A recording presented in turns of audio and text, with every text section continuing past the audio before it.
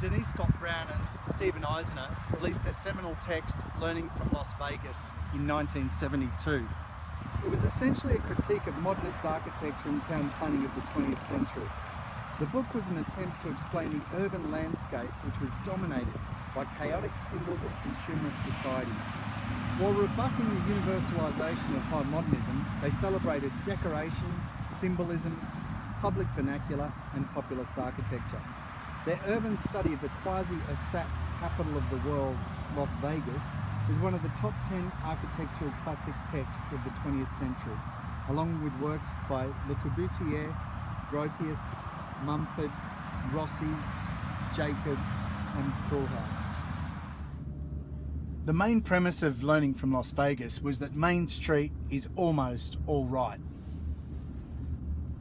The argument was that the modernist rejection of historical precedent resulted in the populace failing to engage with their urban landscape. This was a dislocation between the modernist architects and planners and the general population who were disassociated from their urban contexts. They attempted to analyse this space, which was dominated not by architecture but by signs and the images resulting in the indistinct sense of place. Because the modernist buildings' facades were utilitarian, formless and bland, signs had grown like weeds and had completely overrun the main street. The architectural form had become obsolete, and instead the billboard had started to define the landscape. The writers termed these new forms decorated sheds, which was characterised by a building which used applied symbols to convey the building's message. Their other iconic building definition was that of the duck, which occurred when a building expressed its function through its form. Venturi, Scott Brown and Eisner defined three urban elements: the strip, the duck and the decorated shed. These built elements existed in the chaotic open grid of high capitalism. Today, Bronwyn and I will be investigating these concepts through three case studies of strips in Melbourne, Cairns and Singapore. We will also look at two buildings which illustrate the writer's defining concept of the duck and decorated shed. And finally, we'll question whether these ideas are still relevant to contemporary society. Urban theorists such as Robert Venturi and Denise Scott Brown muse that the defining architectural element of space has changed over time. Where pedestrian scales were once the norm, this has now been overtaken by the car and roads. So in modern urbanism, the observer is moving faster and at a greater distance away. Along Williamstown's Nelson Place cafe and shopping strip stands a cluster of mid to late 19th century two-storey Victorian buildings that were the commercial centre of Williamstown when it was the main port of Melbourne. Nelson Place is an example of traditional urbanism. The heritage of the buildings has been beautifully restored, and harmonious with this, the pedestrian scale is retained through wide footpaths, safe road crossings and low speed limits. In their book, Learning from Las Vegas, Venturi, Scott Brown and Eisenhower study how signage can shape the environment. The tasteful signage along this historic strip is visible by two audiences. From the road and adjacent parkland, one sees the discrete signs attached to the facades of some of the building's second stories. Alighting from the vehicle and becoming the pedestrian audience on the footpath, we get a different view that was obscured from the road by the parked cars. Here, there are some instances where the subtle signs elegantly imitate the ornamentation of the building's ground floor facades, whereas in others, the ground floor facade is all but destroyed and the signage is less discreet. This is where the musings of Boyd in his book Australian Ugliness manifest, where, and I quote, "They left a Victorian pattern strong enough to dominate still the few chromium shop fronts and the slathers of lettering, which are all this century has added." It seems that nowhere is completely immune to commercial ugliness. Thankfully, the alfresco advertising umbrellas and dining barriers are somewhat separated from the historic buildings in their banishment to the far side of the wide footpath. Here, I have used a technique employed by Venturi, Scott Brown and Eisenhower in Learning from Las Vegas, credited to Edward Ruchet, and produced an elevation of Nelson Place. This strip is an example of how signs can shape the environment by their subtlety. The local planning officer's appreciation of the historical significance of the precinct is evident in the retention of the building's character and charm. even to the level of commercial decoration. This focus on heritage allows the whole strip to flourish at a pedestrian scale. Here we are in suburban Cairns, but we could be anywhere in Australia or the US for that matter. Venturi, Scott Brown and Eisner argued that Main Street is almost all right. I would disagree.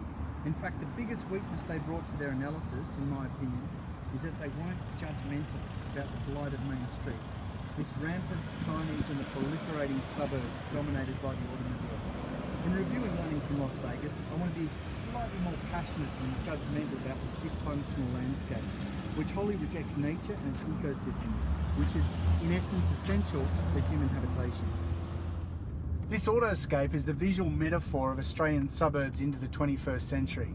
It reminds me of Robin Boyd's seminal text, The Australian Ugliness. This book, first published in 1960, was, in the words of Philip Goad, a beautifully written rage against visual squalor in this country.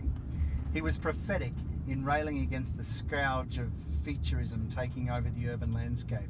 His other gripe was the rapidly proliferating suburbs wiping out the natural landscape. This is a typical entrance to where the suburbs shop. These generic concrete supercentres. These non-places composed of highways and intersections are the core of the suburban landscape of Australia. It is the visual language of a schizophrenic, chaotic collage which features the ubiquitous brands of contemporary Australia. This is the visual language of speed, mobility, the superhighway and consumerism. A dystopian space of the autoscape where the car overwhelms areas of human habitation. Robin Boyd called these spaces the endless freeways that devour our greenery, which ignore historical, geographical and cultural context. Boyd said, as nature gets visually lovelier, man's habits grow visually viler. And this landscape is a case in point. This is the architecture of the urban strip, the iconography of urban sprawl. The formal qualities of this urban landscape is about graphic chaos. Venturi, Scott Brown and Eisner stated, the graphic sign in space has become the architecture of this landscape. Building becomes sign. It aims to hit the consumers of the passing cars with a graphic sledgehammer. There is no wit, subtlety or nuance in this picture, just the chaotic collage of promotion and advertising. The 60s pop artists had a field day like Andy Warhol and Lichtenstein by capturing this zeitgeist beautifully in their artworks. In literature, Tom Wolfe called it the candy-coloured tangerine flake streamlined baby, or the vroom vroom landscape. They were, to quote Robin Boyd, the pop artists who celebrated the kinetic energy of mass culture. The environment here is about the cacophony of giant words screaming to gain the motor car's attention. This contextual response is governed by 4 factors: space, scale, speed and symbol. These factors are governed by the context of the highway. This is the native environment of consumerism. The sign is the architecture of the auto-scaled gridiron city. It is, in fact, the autoscape. Traditional notions of public space are replaced by the parking lot. There are 2 zones in this landscape, the auto zone and the hedonistic pleasure zone. Both are focused on the individual as consumer and neglects all notions of social and communal ideals. The context is the highway and the sign. Contrast this with someone like Jane Jacobs' idea of community being about social and cultural diversity, and building types celebrating this diversity with a combination of heritage and contemporary building typologies. This non-place that we see here is not about community, it is about spending money on capitalist objects. This is the landscape which Kenneth Frampton and the critical regionalists would call non-place, and one of the biggest downfalls of modernist town planning. Venturi, Scott Brown and Eisner mention this, and the central fault of modernism was that its total focus was on space and ignorance of place, as defined by a location's natural and cultural context. The modernist approach instead is about tabula rasa and results in this. Is the problem with the architecture and urban design, or is it with the onset of middle-class wealth after the Second World War and consumerist habits? Did these changing values redefine the landscape, or did the landscape redefine our values? Venturi, Brown and Eisenhower speak incessantly of the duck versus the decorated shed and how image, based on perception, leads to symbolic architecture. While they argue that modern architecture's ducks are dishonest and ignore history, I have found a quite literal duck that owes its form solely to its site history. Here in Williamstown, at the site of Gem Pier, an area etched in the maritime history of Victoria, where settlers arriving in Melbourne by sailing ship from Launceston landed in 1835, stands a building that takes the unmistakable form of an early 19th century sailing ship. It is the local council's visitor information centre, built in 1998, whose roof quite literally represents canvas sails supported by large metal masts. The walls are its timber hull and the building even has portholes. The construction of this duck used industrial techniques to ironically emulate the fine hand craftsmanship of the era it is replicating, a concept alluded to by Venturi in his article Complexity and Contradictions in Architecture. While the building itself is far from beautiful, you cannot disagree that it meets the intent to embrace the site's maritime history. It also nestles nicely into the backdrop of today, with the masts of countless yachts moored in the adjacent bay to the north, making it somewhat tastefully symbolic. However, if we reorientate ourselves to view towards the south and the beautifully restored buildings along Nelson Place that I discussed earlier, one sees a starkly different aspect. This view brings home Venturi, Brown and Eisenhower's argument that heroic and original ducks are complex and contradictory. The warm and fuzzy historic beauty on one side of the road is contradicted by the heroic originality of the duck on the other. Two of the most popular of Venturi, Scott Brown and Eisenhower's concepts was that of the decorated shed and the duck. Check out this building here behind me. It's a 1930s National Australia Bank built in regional Queensland. We have a heavy mass, neoclassical facade with Doric columns, a portico and strongly defined entablature. This building is inspired by the political ideals of ancient Greece and Rome, which uses its facade to suggest safety, permanence and security. Now let's walk around the side and let's have a look at the deception.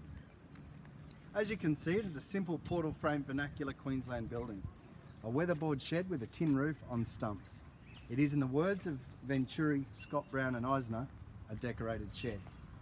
This building uses its applied ornamental facade to convey meaning through architectural symbolism. It uses the safe political ideals of ancient Greece in a classical cliched example of the symbolic meaning of public building propaganda. This posturing or facadism doesn't just apply to architecture. Perhaps I'm doing the exact same thing with the clothes I'm wearing. These logos are the symbols that probably represent American cultural imperialism. Are these clothes actually the applied ornament of the suburban middle class man? A safe, secure, reliable concept of men or buildings. Singapore is a city that exemplifies total design.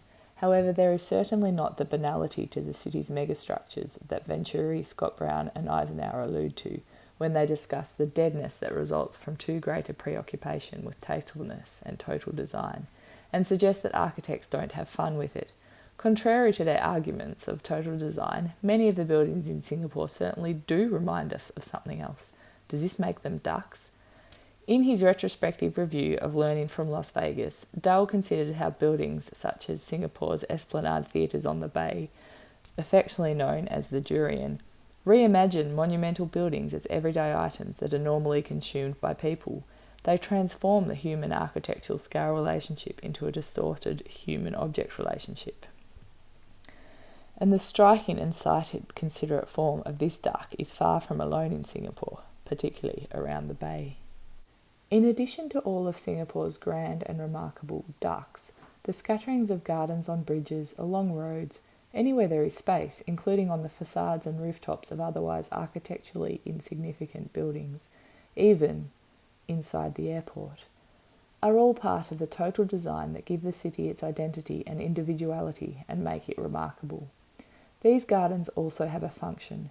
The energy-sapping heat and humidity is far less oppressive in the middle of a rainforest than in a concrete jungle. As well as being a garden city, Singapore has great transit-oriented design. It is essentially a pedestrian-oriented city employing largely traditional urban design in conjunction with a very well-designed, utilised and user-friendly mass rapid transit system. As a city-state with such a small available land area, Singapore is designed for expansion in the future, and this expansion keeps with the transit-oriented design philosophy of the city. The pedestrian-oriented nature of Singapore is also evident in the city's signage. On the taxi drive into the city from the airport, I was on the lookout for the highway automobile-focused signage. What struck me was that I did not see a single advertising billboard along the whole motorway. All I saw were trees, gardens, and regular directional signs. Even on arriving into the densely developed metropolis, very few signs were visible from the motorway. In stark contrast to this, there is the historic district of Little India, a very pedestrian-centric section of Singapore on which literally every square inch of shopfront is adorned with a chaotic collage of signs.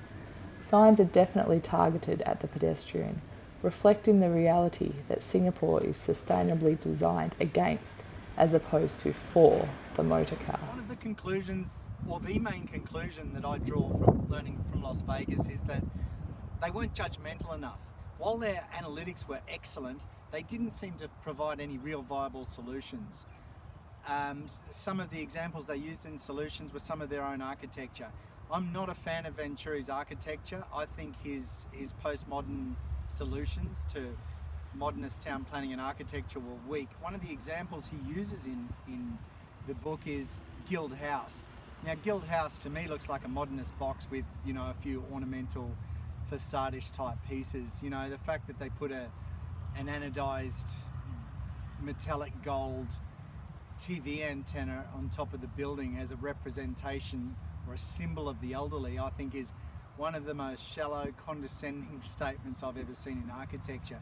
To reduce old people to an antenna, to me, seeks to dehumanize the amazing effect they have on society, with their opportunity to give wisdom, to nurture, and those sorts of things, and to reduce them to the symbol of a metallic gold anodized TV antenna is very weak. In terms of architectural history, the postmodernists' ideas didn't work. The focus on ornamentation, symbol and facade, it just didn't work.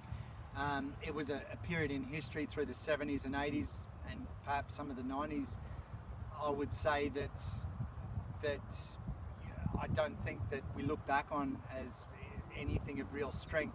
Yes, they were reacting to the utilitarianism of the modernist movement, but the solutions they provided were quite weak. The deconstructivists came after them, and the critical regionalists, I think, provided a fantastic counterpoint. Somewhere like here, James Cook University offers a fantastic conception of contemporary space in that its transit-oriented design is very strong, a lot of push bikes like any university campus, a lot of green space, a range of architectural styles that respond to place, and that's probably the biggest thing that learning from Las Vegas didn't bring in any sort of the critical regionalist approach, which could have been fantastic for us. This sense of place, here we have a tropical university campus perched right beside World Heritage listed rainforest just further behind me, that is new. It's only 20 years old, it's still under construction, but it's a place where it's livable, walkability is fantastic, and there's huge options for sustainable development in the future. Concepts like transit-oriented design and new urbanism, they offer a fantastic sustainable approach to development into the future, and they are a great response to the rampant suburbanisation of Australia over the last 60, 70 years since the Second World War. And places like this represent the future of work, as evidenced by the Apple campus in Palo Alto in Silicon Valley and the Googleplex in Silicon Valley. These are places where Generation Y and Generation Z want to work. These are places that respond to community, to the human need to want to belong to something. Not just living in our little concrete boxes detached from our neighbours with fences all around. Places like this, I believe, also represent an opportunity at densification in creating more dense housing. It's not just a solution for commercial building options.